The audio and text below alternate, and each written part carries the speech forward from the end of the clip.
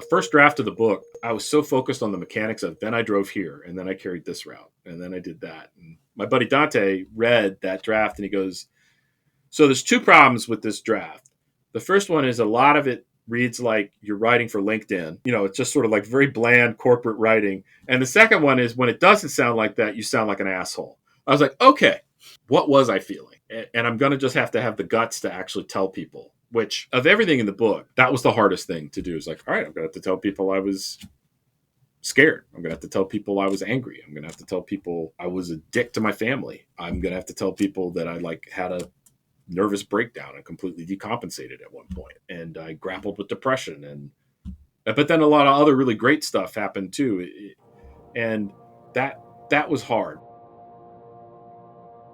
With rave reviews in the New York Times, the Washington Post, the New Yorker, and the Atlantic, the grand slam of positive literary reviews, the memoir Mailman, My Wild Ride Delivering the Mail in Appalachia, and finally Finding Home, is one of the hottest books on the literary scene, and Stephen Starring Grant is its author.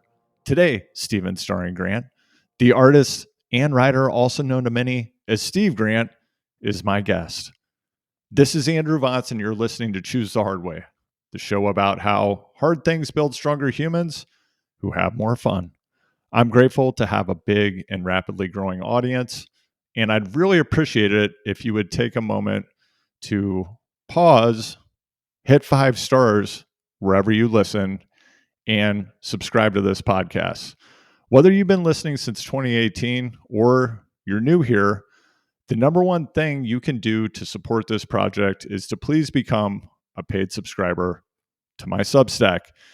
You can find the link in the show notes. You can find it in my bio at HardwayPod on Instagram. If you like to go direct, and many do, you can go directly to alwaysthehardway.substack.com. Or if you're a Substacker, just search for Choose the Hard Way in the app. For senior leaders, politicians, and pro athletes, podcasts are the place where real influence is built. If you fumble when the mic goes hot, you'll sit on the bench. That's why I started One Real Voice, the consultancy focused on narrative, strategy, storytelling, and delivery for podcasts and high-stakes, long-form communication. Whether you're actively a frequent podcast guest, you're about to become one, you host a podcast, or you're an organization who has a podcast or you're considering starting one, I help you do it right. Set yourself up to win from the beginning and keep on winning with every episode. When you're ready to be strategic and you're ready to be great, DM me at HardwayPod or email hello@onerealvoice.com, and you can learn more about how I can help you at onerealvoice.com. Mailman is a memoir that chronicles the year Steve Grant worked as a rural letter carrier after getting diagnosed with cancer and losing his marketing job during the pandemic. Steve is a graduate of the Iowa Writers Workshop, probably the most famous MFA program in the world for writing, and has been a marketing consultant and behavioral economist for more than 25 years. He's also an Eagle Scout and led the rebranding effort to transform the Boy Scouts of America into Scouting America. Steve and I briefly overlapped in the early 2000s in Los Angeles when I was a journalist and member of a renegade mime troupe, and Steve was working at an ad agency with my friend Emily Marin and many other human beings. Now, Steve is one of the brightest rising stars in American literature. Like every story, there's more to Steve's than you'll read in Mailman. Find Steve at stevegrantworks.com and on Instagram at stevegrant_mailman. Those links, as always, in the show notes and at HardwayPod on Instagram. Crypto curious? With over $1 trillion in transactions today, blockchain.com is your trusted partner on your crypto journey. Go to blockchain.com to get started today. No experience required. Lauf is the Apple of bike design and the apple in my eye when it comes to gravel and all-road. They make elegant products that just work better than everything else. Check them out at laufcycles.com. And we don't talk about it in this interview today, but Steve Grant is a mountain biker and he does gravel. This podcast is also brought to you by my best-in-class partners at Palm Tree Podco. They're a full-service podcast studio with end-to-end services to help any brand, business, or individual take a strategic approach to podcasting and stand out. Find them at palmtreepodco.com.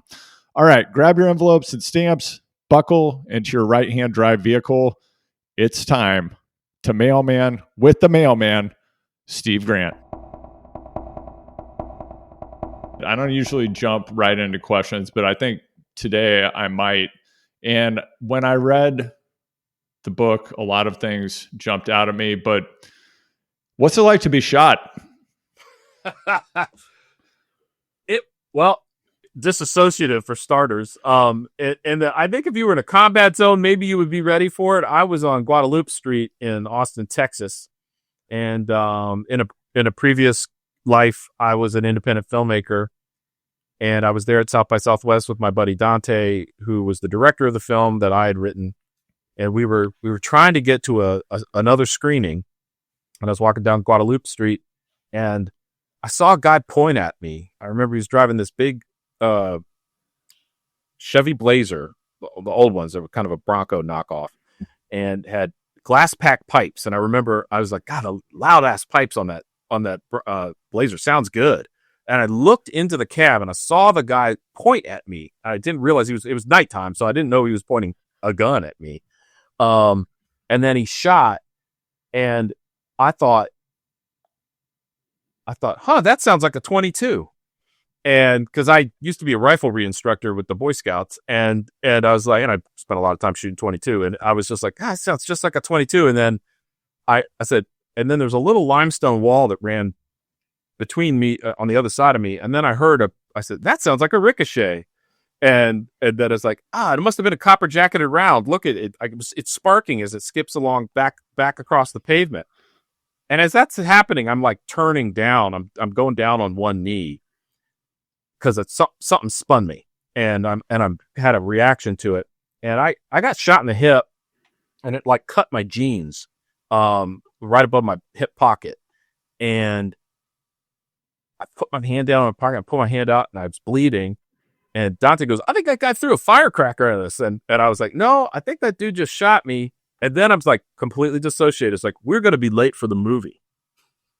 And so we just got up and went to the movie, and I'm talking to people in line, and the Austin PD, the movie had started, and over the intercom, the Austin Police Department would like to talk to Steve Grant. And I was like, oh shit. So I had to go out into the lobby and talk to them. The next day I had like a pancake sized bruise on my hip, and you could see where the flesh had kind of gotten furrowed out, like you were using a crescent chisel on a piece of wood. Very writerly. There you go. I wanted to put those salient details in there, make it vivid. But shot 5 other people, and one of the guys he shot was the lead singer for a band called the Austin Lounge Lizards. And in a truly bizarre synchronicity, the producer for my audiobook had been in the Austin Lounge Lizards. And when I read the section of the book about me getting shot, and he asked for some more details, just like you, asked for some more details about it. And I told him about it. He's like, oh, goddamn, that was when Reggie or whoever got shot. So you were part of that. I was like, yeah, weird. But it was, it was obviously, it was years before Dad got shot. And at the time I was young and dumb, and I was just like, cool, I got shot. And I walked away from it. And like everywhere else I went in Austin that weekend, people were so, Austin's a really chill town. It's really cool. It's not like the rest of Texas. Like no one gets shot here. And like I drank for free the rest of the time that I was in Austin. But these things have a cumulative effect. And then Dad got shot, and that has never left me. I'm like, okay, when there are guns around, there is a chance you're going to get shot. It's a non-zero chance that somebody's going to take a crack at you. And you're not supposed to read your reviews on Amazon, but I did. And there was this one guy like, this guy Steve is so anti-gun. And I'm like, I'm not. Like, I'm a gun owner. I believe in responsible gun ownership. Now I've made everybody angry. But he was just like, this typical elitist. He's so anti-gun. It was just like, well, bro, I got shot for starters. Somebody shot my dad, okay, and a bunch of other people. And I don't know, it's altered my perspective a little bit on the subject, but the physical sensation of it was like, the thing I would say was like, it was dissociative. You only put it together after the fact, kind of looking at the highlight reel. It's like, oh yeah, that guy shot me with a 22 and that's what spun me around. And I remember I told my old man, like, and he was, Dad, it probably comes across in the book. It's not a big a motor. And he just looked at me and he goes, I tell you what, that was just a couple of inches inboard, but it clipped your femoral and that would have been it. You'd have had your ticket punched. And I was like, fuck, he's right. And it's like, or if he gone with something with a little more power behind it, that would have been it. Hip's a bad place to get shot. And I was just like, Dad went to medical school and loved to opine on various bodily trauma. So but it was there you go. That's a fulsome answer. That's pretty good. The other thing I think people will want to know is what happened to the film. Did it get bought? Ultimately, the film was purchased by the Independent Film Channel, and kind of in the whole wash of it, we broke even, right? Like, I made no money, accrued no fame. It was a complete non-starter for me from a professional perspective.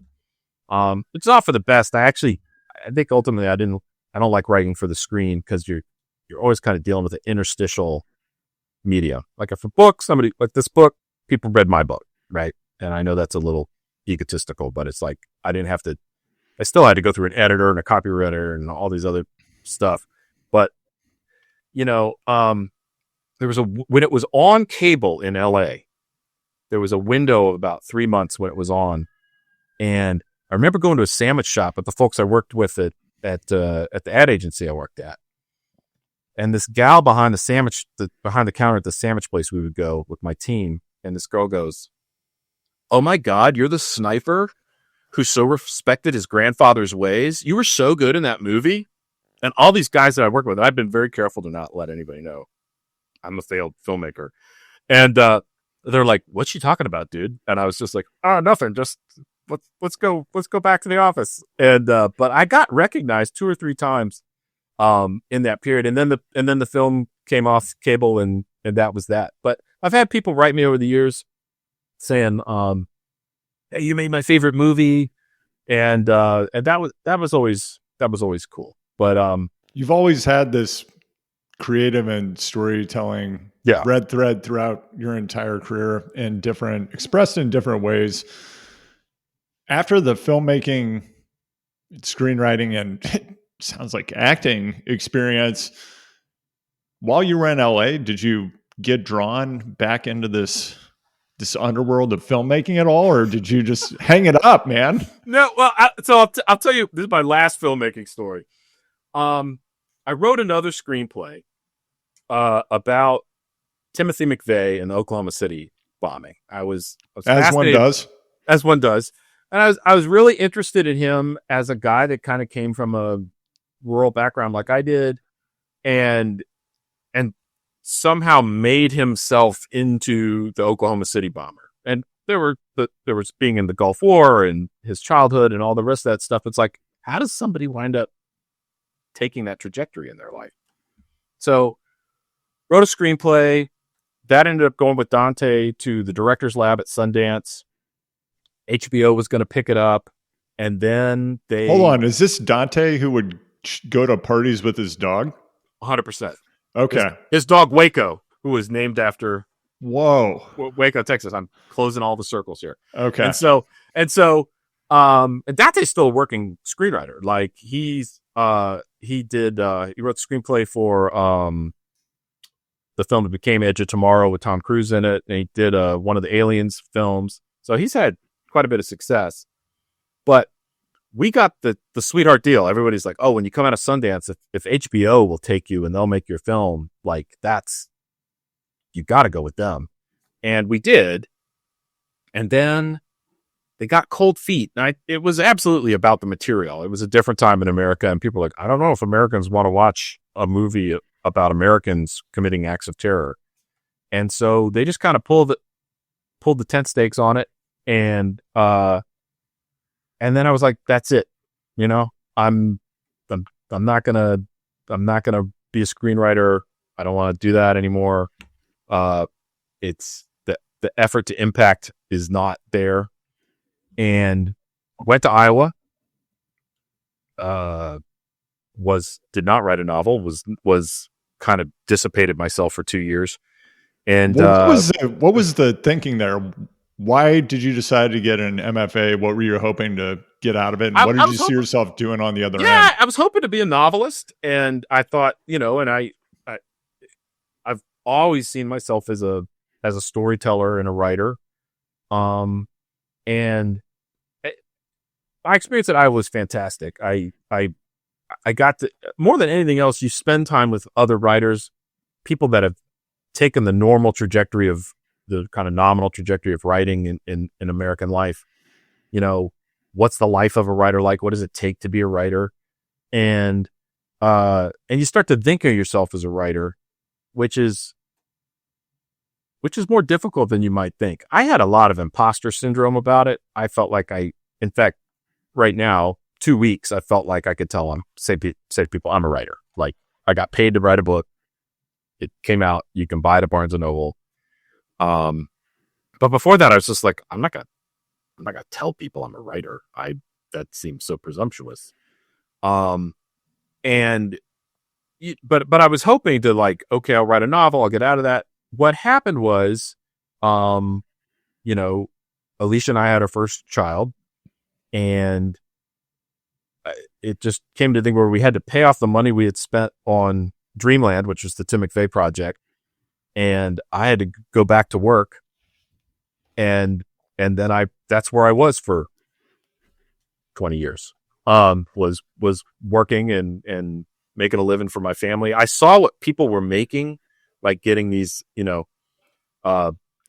assistant professorships in different creative writing programs. It's just like, you know, $50,000 a year is not going to cut it. I wish I could give you a more soul searching answer than it was just the economics of it, but that was a lot of it. And so in some ways, fate tricked me into writing this book, and that's what ultimately kind of held me to the fire and made me do it.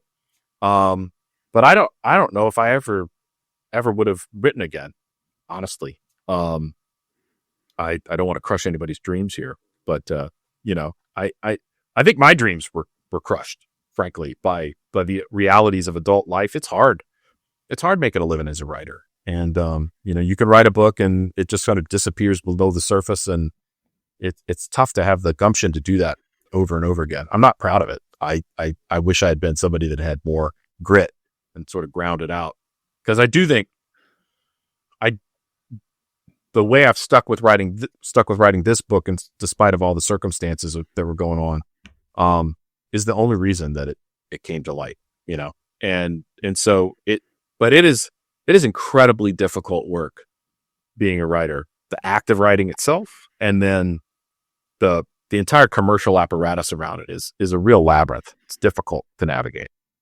Let's talk about that. I don't think most people are cognizant of most of the aspects of being a professional writer that you just started to share about.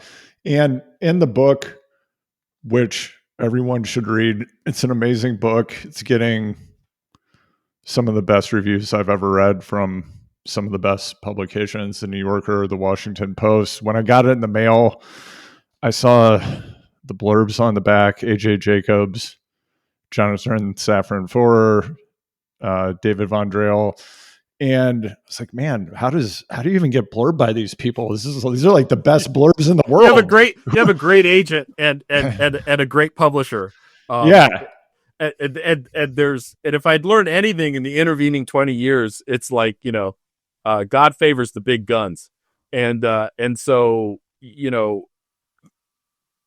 I had written a detective novel. So I'm going to undo everything I just told you, which is like, I hadn't totally given up. I'd said like, I'm going to, all right, what sells? And I was looking at like Michael Connolly and the Bosch books. And like, this guy's cranking out a book, the Jack Reacher books. I'm like, okay, these guys are writing a book every year. They've got to be making if you could establish as like a franchise, you could make a good living doing that. So I read all of them. I did a spreadsheet. I sort of tried to crack the formula of how do these books work. They're procedurals. It's like people don't want to watch Law and Order for stunning formal experiments, right? They want to be smooth. They want to be soothed by like, okay, and then now we're going to hear the gong, and then we're going to see a body, and then we're gonna start to unravel the case behind this murder, and then we're going to go into the courtroom, and it's the whole haiku of it, the formal. It's like people want to go through this, and these detective books are the same stuff. So I'd come up with one that was going to be set in Charleston, West Virginia, where my dad grew up, and I thought, well, nobody's ever done a procedural set in Appalachia. I'll do that, and groundbreaking. Wrote that book, and my friend Andrew Essex, who I've worked with for many years, he was the CEO at Droga 5 when I worked at that agency.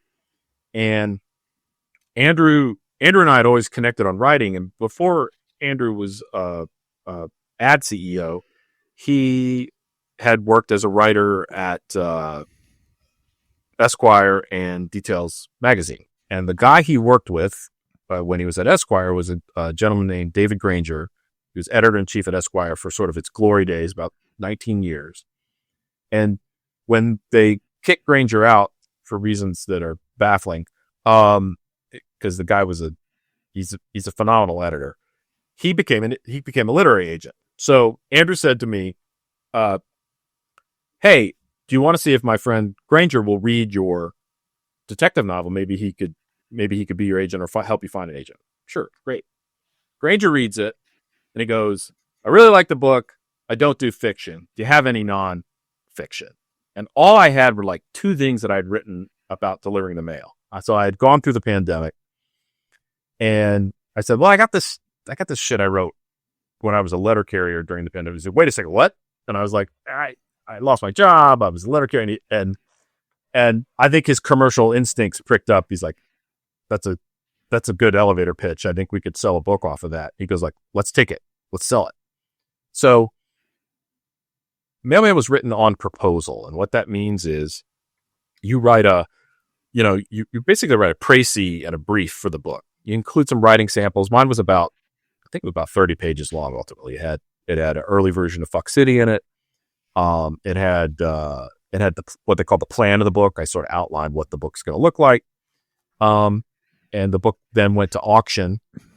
4 different publishers bid on it, and ultimately Simon & Schuster was the outfit that we went with. So the answer is that how do you get those great blurbs on the back of your book? They are wholly undeserved. But Jonathan Safran Foer is a good friend of Andrew's, and then AJ Jacobs, I think it's Granger's client, and David Draley had worked with my editor Megan Hogan, and so they were like, and I'd actually reached out to a couple of friends of mine from Iowa who maybe also got too famous, and I just never managed to get a log roll from them. So these guys very generously put those blurbs on the back of the book, and so I've been stupidly blessed by good luck, in getting this book published and the type of support that I've had from Simon & Schuster in particular. It's been a fantastic experience, and I wish it could be a more instructive model to other aspiring writers, but it's like I just kind of dumb lucked my way into it. I don't know if that's counter to the hard work and determination narrative that people were hoping to hear, but it was a lot of work writing the book, but I a lot of stars aligned in order for me to be able to bring it to market. Yeah. Yeah. And you'd put in several decades of storytelling in different forms. You'd met a lot of people through different aspects of your professional life. Yeah. So, like, yeah, it's luck. And you put yourself in the position to have that luck and had met people along the way. And that's what That's happened. right. Yeah. And it was. And it's, you could look at it one way. It was just dumb luck, but it was, in fact, many decades of work. And it wasn't like I'd never written a word before I wrote it. In fact, when I was trying to figure out, I've never written a memoir before, but when I was trying to figure out what does a 50-year-old Steve sound like? What is my voice as the writer of this book? And I went back and I read a bunch of stuff I had written in my early 30s. And then I started to get it. I was like, okay, wait a second. And that stuff was autobiographical. And I was like, okay, I can do this as a grown man, as a father, as somebody that's worked for 25 years in white collar America. And that's ultimately how I found it. So chance does favor the prepared. Yes, absolutely. The premise of the book, it's the pandemic, you lose your job, you have cancer, you need health insurance, and apparently you were not aware that Medicaid existed. I got to the end of the book. The first thing I thought when I read the opening of the book was, does Steve know that Medicaid exists? Yeah, and apparently I don't. Yeah. And thank God we wouldn't have this book if you did, my right? editor, when she got to that part of the draft, the first time she wrote me, and she was just like, Jesus Christ, how did you not know this? And I was just like, I've been very careful to try to state when I knew I'm privileged, right? It's like, I already had a house and a mortgage and all this stuff before it started. I had saved for a rainy day, knowing that something, not a global pandemic, but I knew that I might get laid off and that I might have to coast for a while before I could get another job. And that's another form of economic privilege. But I had kind of a blind spot. My background is so middle class. I always had healthcare from my dad, and then I had it at school. And then when I got out, I got a job. I had healthcare through my job. And so I just thought, like, no job, no healthcare. It did not occur to me that there was a social, and you would think, like, I lived in the UK for 2 years. I was part of I received care from the NHS while I was there. You'd think I would have or just Googled, like, hey, how do I get healthcare? Like, I didn't even do that. I was just like, I got to get a job because that's how I'm going to get healthcare. So I had a real blind spot about it. I absolutely qualify from day one. I would have been able to do that. And then I don't know what I would have, whittle, tie flies. Different book. Different book. It would have been a less salable book, certainly. Yeah. When did you have the idea to create the book, and when in the process of this trajectory did the creation of what became the book start? As the book starts, the opening, there's a couple of chapters about going to the Postal Academy. And so for those of you that don't know, you don't just rock up. It's not like getting a job at Subway. You are few things are, thankfully. They got to background check you. They got to do your fingerprints. You are in what they call a federal position of trust. You're handling people's personal documents. It's protected by the Fourth Amendment. So they got to know, you're a person of good character and going to be trustworthy. And then after that, you got to go through all the training, and you do driver's training, safety training, and then how to handle different classes of mail and all that stuff. And I would come home from Roanoke, where the Postal Academy was, and I would telling Alicia, my wife, like, God, and then these guys said this stuff, and it was nuts. And like, the woman that is sitting next to me has a .38 revolver in her purse and 3 rolls of toilet paper, and I was taking notes on all this because I take notes on everything. And Alicia was like, take notes on everything. Like, she's like, keep track of all this. Like, there's something going on here. And so I did. And early on, I wrote a couple of pieces just about that part of the experience. And my buddy Adam, who lives in London, is British. He's like, "Hey, are you working on anything these days creatively?" And I said, like, "Oh, I got this."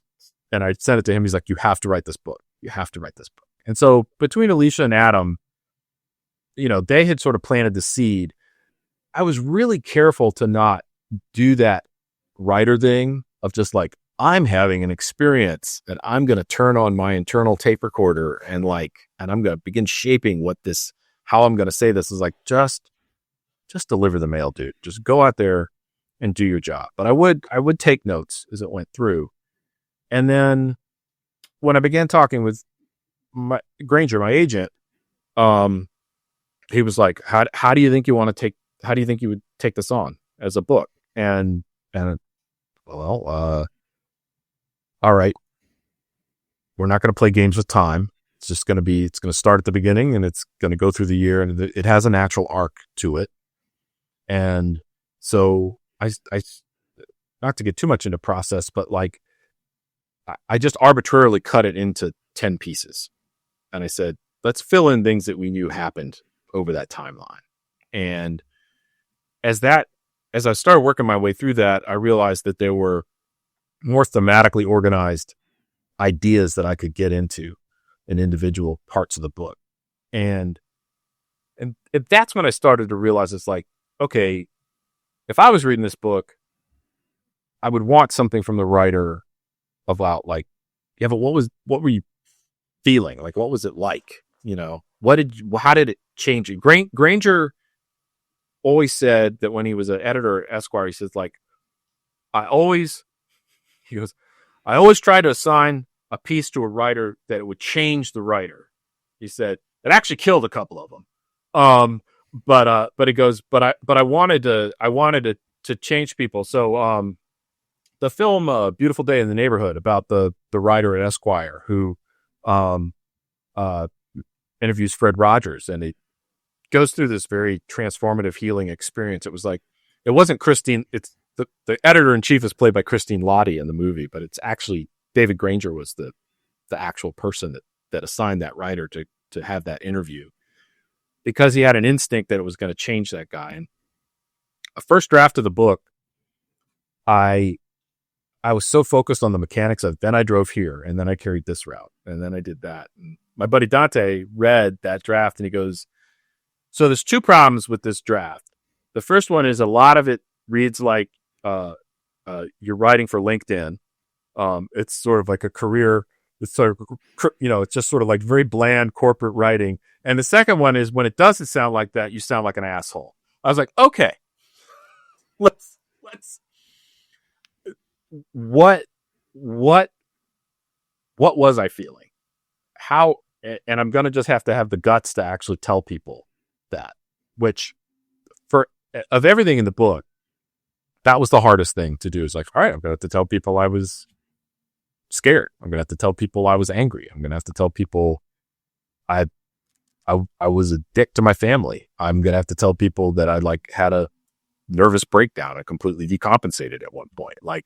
And I grappled with depression, but then a lot of other really great stuff happened too. And that was hard, but once I had to work through all the kind of the chronological stuff to figure out how to actually find the story in there. Because I had a lot of great stories that I had been telling people for a couple of years at that point, of just like, and then these guys with guns showed up at the house and the mailbox was full of wasps. But organizing that into like the actual living experience of going through that year, that was something that I felt my way through multiple drafts. It didn't immediately reveal itself to me. Is that a writerly enough answer? They're all fantastic. As you worked your way through that process, and again, at this point, when you're actually composing the book, you have a world-class agent, you have a deal, and you also have to do the work and you have to get to the product that's going to be sufficient to actually go to market, sell it, get it out there. Did you always have total confidence that you were going to get it to the place it needed to be? Absolutely not. Because it kind of sounds like it right now. So can you tell me, like, what was it actually like? You're hearing some significant retcon here. Yeah. Regarding, you know, and that's the magic of memory. And I talk about it in the author's note at the beginning of the book. Like, all writers are deeply untrustworthy eyewitnesses, right? It's like you begin rewriting your memory of something. The ink isn't even dry, you know, on the internal printing press in your head. After you just had the experience, your brain is already rewriting it. And so as I sit here and tell you this story of like, and this is how I wrote the book, as though it was like I had a punch list and I just went down it and cranked it right out. Look, the bigger frame around writing the book was I had a full-time job as a senior strategist in a large multinational company. And then my father died. And there were all kinds of real world fallout from that, not just emotional, but financial. And then taking care of mom, who has dementia. And, you know, I'm on contract, man. The freaking book is due. You know, I've taken part of the advance, and I begin completely melting down. And I'm like, I'm not, like, just from a bandwidth perspective, how am I going to write this book? Like the putting in enough reps to get the book done. How am I going to do it? And I didn't come up with the answer. Alicia and Dante came up with the answer, which was, okay, once Steve kind of gets things to where they are going to be stable enough back in Blacksburg, Steve can go live in my cabin up near Lake Arrowhead in California. I'll work my day job, East Coast hours, you know, so I get the 3 hours of West Coast time. I'll work my day job, get up early at dawn, basically, put my 8 hours in, hike off the mountain, get something to eat, come back up, and then work in the evening. And as my goal for the first draft was just, can I just have words from the beginning to the end? You know, and parts of that draft were really good and survived largely intact to the present day. Huge swaths of it were just garbage. But it was the literal organization of my time.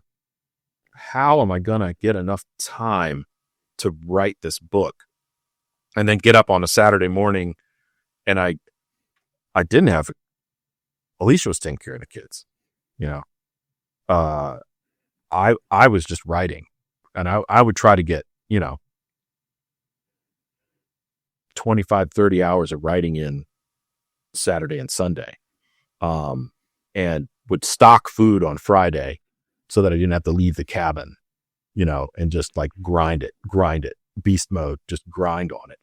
And the developing the process to do that was nothing I could have imagined before I started. And the mental discipline to just like, this is it. You have upended your life in order to be able to write this book. Everybody's expecting you to do it. You wanted to do this. Like, you want to do this. And that's what kept me going. But there were multiple points at which I was just like, everything you're writing is hot garbage. This has been a phenomenal mistake that you've made. I'm a good salesman. I always have been. And my professional career has been about selling the services of an agency or a large company. And I sold the book, right? Now you got to write the son of a bitch. And that is when the doubt really hit me. This is like, you're the dog that caught the car, man. Now you got to do this thing. And that is a downside of writing a book on proposal that I wouldn't have anticipated, right? It's just like, okay, but you're on the hook now. But, you know, if you want to talk about the Tim Ferriss forcing function, It was like, you're committed at this point. Like, you're going to the moon. So you better be ready when you land because you're going. You're either going to have to give the money back and humiliate yourself or finish it. But it racked with doubt at multiple points. And like when I first got feedback on the first draft, devastated. Second draft, also devastated. I was just like, okay, this isn't like this. You've gone through these 2 Herculean efforts and you're like, this is not there yet still, and I'm like, occasionally prostrate yourself in front of your editor and go like, but are we making headway here? Are we getting closer? And that was very new for me. Working with an editor was very new for me. And Megan was a just very gentle, very patient guide. And that helped a lot. We think about it, ultimately writing is like you're alone in a room with yourself for hours and hours and hours, but everything beyond that was a team sport. And I don't think that gets talked about enough. When you were getting feedback from your editor and your agent on those drafts, I have not been in the professional writing, that type of writing or journalism game for quite a while. When I was, it was pre-video conferencing. There was no Zoom. There was none of this. And I would send someone a Word document in New York. Then it's some indeterminate period of time later, usually the worst possible time. I would think, okay, I'm not getting feedback. I'm getting the check. Like, this is just going forward.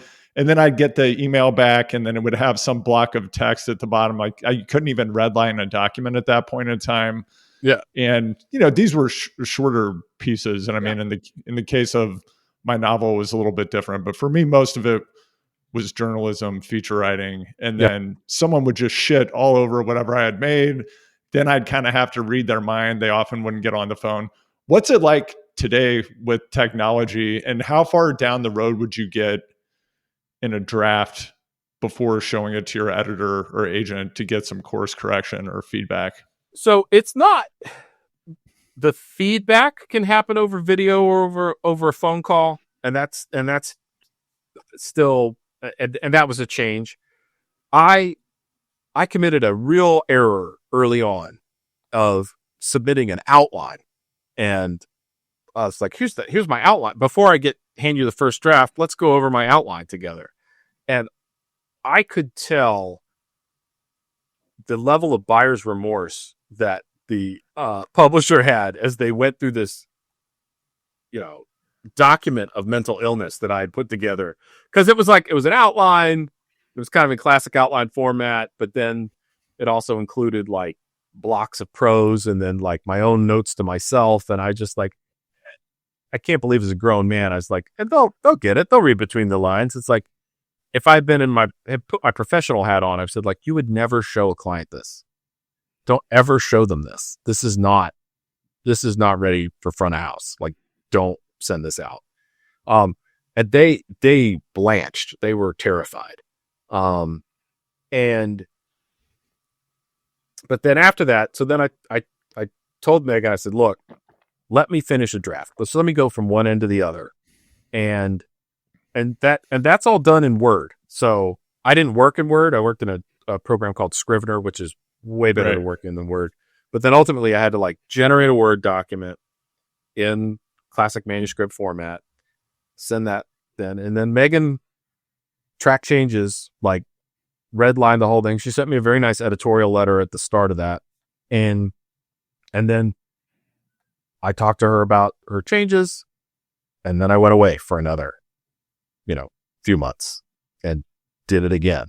And then we did it again. And that hang time between sending in and then you're waiting to hear back. And then for me, it's like, I'm getting 300 pages of redlined manuscript and then this editorial letter on top of it.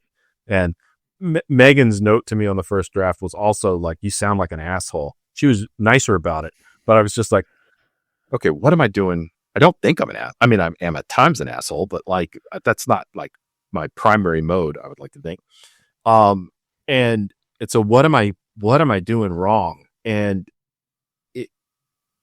I thought it was tough coming into this. It's like, man, I went to Iowa. People cried, people cried in workshop. I worked in ad agencies. People cry, people break stuff, it's like, I'm seasoned. I'm going to be, but it's like, it's your stuff. You're writing about your life. It'd be one thing even if it was just my writing, but it felt like I was being weighed in the balance. It's like, this is how you behave during the pandemic. These are the choices you made. This is how you're choosing to present yourself in your writing. And it was tough. It was tough to take. It was hard to listen to, but I got more confident as I went. I began to become more convinced of like, okay, maybe I am figuring out how to do this. And, there was an interview in the actual review in the New York Times that just came out. And, my writing was referred to as unpolished. And I had a real visceral, difficult reaction to that. I was like, unpolished, man. I went through like 5 drafts on this. And then ultimately you have to go like, okay, but I was happy with it. Like, I wrote the book I wanted to write. And you hear people say that, and I did write the book I wanted to write, but still it's just like, it hurts. I've read reviews on Amazon that like, here I am, a 55-year-old grown man. And I'm just like, oh, come on, man. That's kind of a mean thing to say. It takes a lot of guts. It takes a lot of guts to write a book. I kind of already knew like how much work people did. Maybe I did, but anybody that could sit down and do that and then expose themselves feels very naked. Doing that. When you read that line in the New York Times review calling your writing unpolished, did part of you also think, fuck, the New York Times is writing about my book? so this is when years of therapy kick in, and you go, okay, let's challenge that thought, and like, okay, holy shit, I'm in the New York Times, and yeah, it is a feature of it is the negative bias of human psychology, right? It's like, I'm in the goddamn New York Times. Okay, there was a photo feed. It wasn't me, but there was like a picture of a mail truck and a field of wildflowers. I got it. Dwight Garner reviewed it. My editor, the publisher, my agent, everybody's like, man, this is a fucking great review. This is a great review. And I'm like, and it is. It's like, one, I'm in there at all, right? So let's just be grateful for that. 2, it really is a good review, and the book comes off really well in it. But of course, what do you mean my writing's unpolished? I'm like ruminating on that, and I'm still having occasional intrusive thought about that. But I've been very blessed with great reviews on this book so far, and Casey Sepp wrote a terrific piece in the New Yorker about her mother, who was a rural letter carrier, but the book comes off really well in it as well, and it's like, I'm not going to complain about any of that. Your relationship with your wife, I mean, you've mentioned it here that your relationship with your wife was it being a positive and collaborative relationship is one of the things that made the book possible. And again, I encourage everyone listening to this to read the book. I agree with the New York Times, the Washington Post, the New Yorker. You got to read this book. And one of the things that jumped out at me and made me laugh a little bit was when you're out on the walk with your wife on a gravel road, and I think you tell her, hey, I'm going to apply to be a letter carrier. And you refer to this as a strategy session. And then I started to have this judgment came up in my mind, honestly. And I thought, is Steve the kind of guy who has strategy sessions with his wife. And then I wondered, I sound like an asshole now. And then I wondered, I was like, is this the kind of family where they're having like quarterly check-ins with the kids? Like, so it's a great question. And so let me start by saying there is no formal strategy formation process in the Grant household. I worked with a really super guy who was gone on to be a CEO at a couple of different places. And he's like, hey, can I show you a deck I'm working on? And I was like, sure. And so he starts to take me through this deck. I was like, hey man, I'm not going to name names. Hey man, so this isn't for work. Who is this deck for? He goes like, oh, this is for my wife and I. This is my quarterly review. And I was just like, what the fuck, man? I had the moment you had, which I was just like, so I was like, so how does this go down? Like, you guys sit down and then you go through this together, and he's like, yeah, and we look at the cash flow and kind of a long-term planning, and I was like, okay, so that's one end of the spectrum, right? And then there's just like pure improvisational chaos on the other end of the spectrum. And I think most people fall somewhere in between. I am a strategist by occupation. And I do tend to think of things long term. In the division of labor in our house, I've said that I'm the chief revenue officer and chief strategy officer. Alicia's chief financial officer and chief operations officer. And we do informally talk through like, okay, what's our game plan for the next 12 months here? I'm happy to say none of this ever goes into a PowerPoint. But I think anybody in a long-term relationship needs to have some kind of strategy formation process. It doesn't have to be formalized, but I think if you're not, and I have friends of mine that are just like, oh no, we never talk about that stuff. And I always think, how does anything get done? Could you see you and Alicia having a Chip and Joanna style empire built around couples strategy? Is that part of your longer term strategy? I pray that never comes to pass, Andrew. I think what you described is a sort of a living hell to me. There is an avoidant component to my personality, and it's just like I don't like having some of these conversations with Alicia when we have to talk about hard shit, and so I try to be planful about it. It's like, all right, Steve, put your talking points together, think through what you're actually proposing here, give her the bottom line up front, and then go through it from there, which is a pretty different style than Alicia. Alicia's a little more discursive and likes to ask a lot of questions, which I occasionally, I'm like, why are we what's with the fifth degree that I'm getting here? Why are we interrogating this so hard? But that's how I do think it's a successful process, how it works. I know when I ask her, okay, but just give me the bottom line up front and then we can talk through it. Like, she doesn't like that. So, I'm not going to say that that's always a smooth sailing process because it's not. But I will say that conversation in the book is pretty much verbatim, and her reaction of like, don't pitch me, right? I think I deserved that, because I will pitch. I don't even know why I'm doing it, but I'm just like, let me put this in the best possible light, and I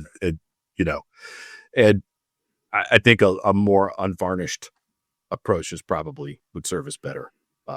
Sometimes it's good to question my motives. Sometimes I think that's fair. When you look back at the period of time when you were in the cabin near Lake Arrowhead, how long were you locked up? How long were you in that mode for? Shit. Let's see. That first go, I guess that was basically August. That was about 3 months, 3.5 months. And then I did another tour in Northern California for, I'm going to say about 4 months, heads down. Up there in Guerneville, which is near it's south of Humboldt, north of Santa Rosa in Sonoma County. Very beautiful area. That's a place that is really only occupied in the summer, and I was there like January through April, and it was like I was like living on the set of the X-Files for 4 months. It was nothing but fog and rain and redwoods, and like I got to know the owls that lived nearby. I was just like, oh, the owls are back, great. Oh, the ravens are back, oh, good, because it was just another living creature that I could interface with. But oh, there's the bear, all right. And I don't know if I've been that isolated from human contact ever, actually, in my life. There are many days I loved it. And there are a lot of days where I was just like, I really wish I could leave now. But for me, with my ADHD, it was actually very productive. And that I was just like, I was physically stranded myself, to be able to do that stuff. I had to watch out for things like, it's just like, I'm going to do some repairs around the house, and I'll work on the water pump, or, I'm going to rewire the socket. And it's like, okay, you're finding stuff to distract yourself. I reseasoned a couple of cast iron skillets, and got really into like reseasoning these cast iron skillets. I was like, Grant, you are going down the rabbit hole on this because you are losing your marbles up here. But it was a long time to be by yourself. I mean, that's what drafting is, though. How did going through this process inform or expand your sense of what you were capable of doing or what's possible? Because before you did this, as you noted, you'd done another of other large scale, long-term complex projects like making a film. These are things that take years to do. Yep. Even with writing a book, I don't think most people think about it this way. You have this constellation of experts whose professional guidance and sense of what's good is critical in the process. So yes, you are the person at the coalface swinging the pickaxe, and you are also part of a team, really. Yeah. So how did this change who you thought you were and what you could do? I'm glad, chance favors the prepared, like we said earlier. And in some ways, I'm glad I was in my 50s when I did this, right? I don't know how steady I might have been as part of that team, but instead of having been a lead, a function lead in big teams on time pressure work, complex work, doing agency stuff, doing projects at Prudential when I was running the behavioral science lab there, and having to work with people at different job functions, and it has a long arc of time over it, but there's time pressure. If I think about kids out of the workshop where it's like they went to a good school, they've read a lot of books, they spent a lot of time writing and becoming good at their craft, and that's the table stakes, right? That's cost to entry. And then there's this whole other battery of support skills that come along with that, of being able to do just what you said, orchestrate the work, be part of a team, work to a deadline, take on feedback, provide outputs that other team members need to talk to the press or to get quotes behind your book and all the rest of that stuff. And none of that comes naturally to me. None of that comes naturally to me. But I was able to arbitrage in sort of my professional, the skills I'd learned as a guy doing knowledge work in large organizations, and use that to support the kind of fledgling writer in me. And it was really important. I think for me, I very deliberately said, I'm not going to have an ego about this process, right? I'm going to divest myself of that. If my sense of self starts to get dinged by people asking stuff of me or giving me feedback, and I go to my kind of natural Appalachian, like, reach for the rifle, like, get off my land kind of stuff, that's not going to serve me well here. And so I have to have a kind of an emotional discipline about that and be egoless. And I was pretty intentional about that. And I will say, I wasn't sure if I could do it, but it served me well in this process. And I am a lot more confident about my ability to do this work. I could do another book, and I would set out. I think I would waste less time, and I would have a lot more confidence in going into it. I didn't know that I could do it. I had a sense. I had a sense in me. It's like, hey, maybe you've been training your whole life for this, man. Like, maybe this is the thing that, like, and you're just going to drop back into the pocket and read the play, and we're just going to go to the end. We're just going to march down to the end zone, play after play. And I did think about it as, like, I used to have a photocopy of Tom Brady's scouting report up on my wall because it was not good. They talked about, like, he had bad physique and good height, but bad physique, ability to read the field. And for him to go on to become, the greatest quarterback of all time, I thought, that's a guy that had to have confidence in his ability to perform just one play at a time. But to do that, you can't have ego in order to be able to do it. Or I sensed that my ego would become and there were times at which it flared on me, and I got, I felt like I was getting intruded upon, and that was good. Early covers of the book that came back I did not like them. And I was just like, am I part of a scrapbooking club? Like, I was like, I had this really, like, nasty reaction to it. And I kind of torched my Megan on some of my feedback. I was too hot about it. And I was like, okay, Steve, dial it back. She's doing her job. She is trying to help you, man. And like, don't be precious. I've worked in enough ad agencies where creatives get precious and, you just want to chuck them out the window. It's like, come on, man, you're not painting the Mona Lisa here. This is a for-profit enterprise where we're serving a corporate client. Like, let's not fool ourselves as to what we're doing here. And I try to apply that thinking to myself, at least not the art part, but the rest of it, Well, Steve, thanks for being here today. Thanks for this conversation. And I'm looking forward to whatever the next work is, whether that's, maybe we'll see that Timothy McVeigh screenplay. Maybe it'll finally see the light of day. That's right. And here, Andrew, I was all ready to talk about riding on gravel and give my city bike commuting tips.